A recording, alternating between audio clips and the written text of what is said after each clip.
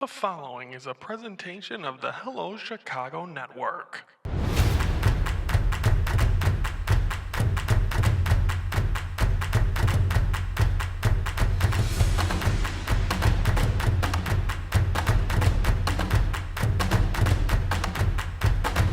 Hello, Chicago Network is on the air. Hello, everybody. I'm Ryan Yannishadas, and it's time to focus. And today, we're focusing on both the Blackhawks and the Bulls. We're going to be doing it today on Friday, and then on Monday, we're going to show you the upcoming schedule for both teams. So let's recap. Let's first talk about the Chicago Blackhawks and recap some of the games for them. Last Monday on the 10th, they do get shut out by the Colorado Avalanche of a final of 3-0. Nathan McKinnon got his 1,000th point, and Scott Wedgwood, who's not even the starting goaltender for the Colorado Avalanche, did an unbelievable job, got a shutout. Nice job there. Blackhawks couldn't get anything going. Thursday in the Shark Tank on the 13th, the Blackhawks lose 4-2 to San Jose. And then on a Saturday the 15th, they lose to the Vancouver Canucks 6-2.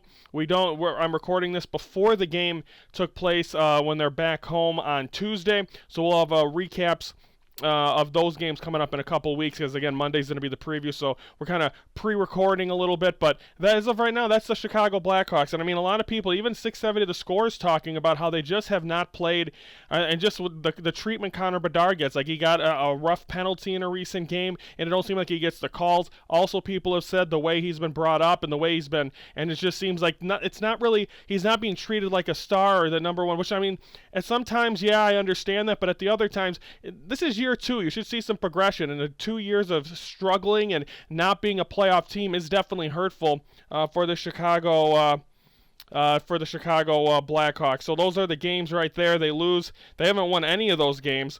But at least that was the end of the long West Coast trip. They're home now for a bunch of games. We'll be talking about that coming up on Monday's show. Now let's shift gears to the Chicago Bulls.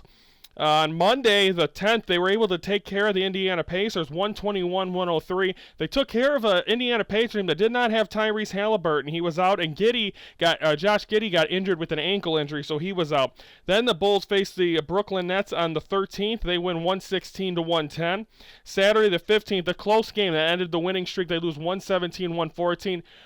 Fred VanVleet has always been a guard that has been really tough against the Bulls, and he played a really good game. Young, nice team there in Houston, able to get the victory. And then the Bulls do win against Utah, one of the worst teams. They're tanking. Bulls struggled early on in this game. You heard the frustration from the announce team that this team loses this game, it's embarrassing. But they don't. They win 111-97. Again, they have games Wednesday and Thursday on the West Coast. So the standings that I'm posting here or an update, this is after this game, but this is a team that's playing really good basketball, and right now they would be hosting the play-in game against a Miami Heat team that have not played well ever since they lost Jimmy Butler. The Bulls actually got a victory against those Miami Heat recently, so overall you got to be happy with where they're at right now. I know they're 10 games under 500, but the fact that they're still making it and really guaranteeing that they're going to be playing playoff basketball, we're actually going to be able to talk some playoff sports here for the first time in the 131st episode. We'll finally be, we'll be still a little bit of ways away, but a team that's going to be in the playoffs. So the Bulls do get that, and again, the two games, they're in Phoenix, and again, Josh Giddey's been out with that ankle injury, expected to play one of the games, whether it was in Phoenix, whether it was in Sacramento. We'll talk about that in a couple weeks, recap and give you an update of where we're at with the Chicago Bulls team. But they're a playoff caliber team in the Eastern Conference, and we'll see. And if they can get, I feel like Nikola Vucevic is a waste on this team.